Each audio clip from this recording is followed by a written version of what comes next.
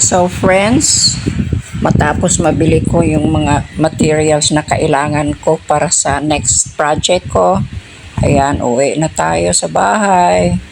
Magpatuyod na tayo ng ating mga tuhod. Kasi sa bahay lang naman tayo nakarelax sa ano. Pag gutom tayo, uwi tayo sa bahay. Pag inaantok tayo, uwi tayo sa bahay. It's only at home where we find peace and love. Diba? No? Okay, I'm home. It's time to get home and take a nap.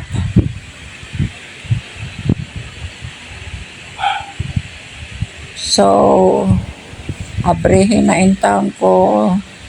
Aha naman tong akong abridor. Nanay abridor. Kaya magpatuyod ko sa kong tuhod.